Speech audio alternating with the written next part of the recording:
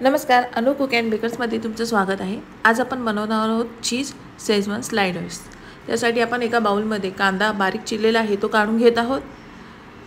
त्यानंतर शिमला मिरची म्हणजे कॅप्सिकम आपण ह्याच्यामध्ये काढून घेत आहोत, ते पण बारीक चिरून घेतलेला आहे आपण। त्यानंतर टोमॅटो तो बारीक चिरून घ्यायचा आहे आणि तोही यामध्ये टाकायचा आहे। त्यानंतर आपण ह्यामध्ये टाकणार आहोत कॉर्न म्हणजे मक्याचे दाणे शिजवून घेतलेले आहेत पहिले ते, आणि ते आपण ह्यामध्ये टाकून घ्यायचे आहेत। त्यानंतर आपण ह्यामध्ये ऑरेगॅनो टाकून घेत आहोत। थोडासा चाट मसाला टाकला आता मी। नंतर आपण ऑरेगॅनो टाकून घेऊया ह्याच्यामध्ये। ऑरेगॅनोचे पॅकेट्स आपल्याकडे जर आपण पिझ्झा मागवले की त्याच्यावर जे येतात पॅकेट्स पाउच त्याच्यामधले आपण यूज करू शकतो।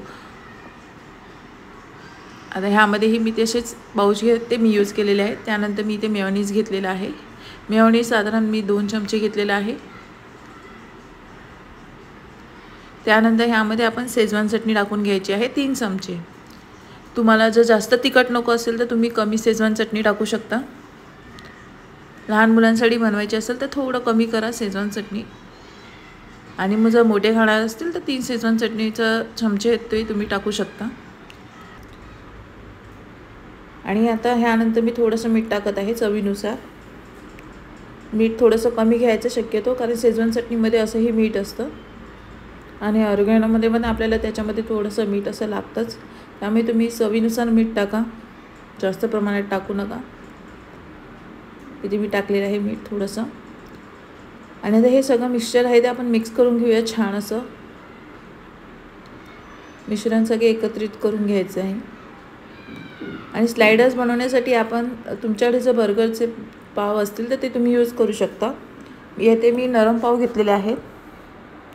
हे नरम पाव मध्ये कट करून असे 4 त्याचे तुकडे असे 4 साईडला तुम्ही असे पसरून घेतलेले आहेत। 2च तुकडे केलेले आहेत। इथे मी बटरमध्ये थोडीशी कोथिंबीर टाकून ते मेल्ट करून घेतलेलं आहे। आणि आता मी इथे पावाला लावून घेत आहे। सगळ्या साईडला 4च्या 4 पावांना मी इथे लावून घेत आहे।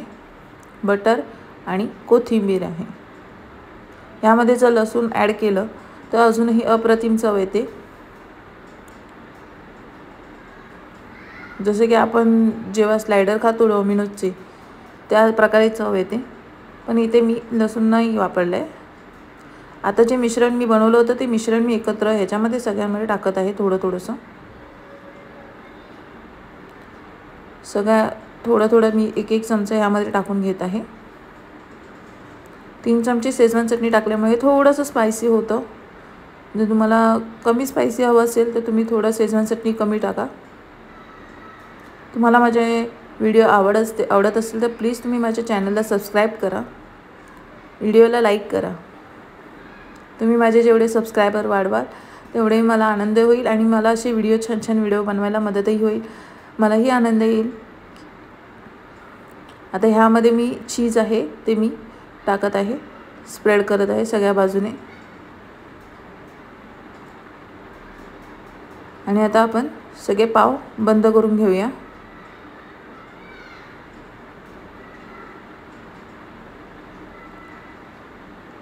जर तुमचं चीज असं किसणीला लागत असेल तर त्याला थोडंसं ऑइल लावून घ्या पहिला, आणि मग चीज असे तुम्ही किसू शकता, त्यामुळे आपल्या किसणीला चिटकत नाही।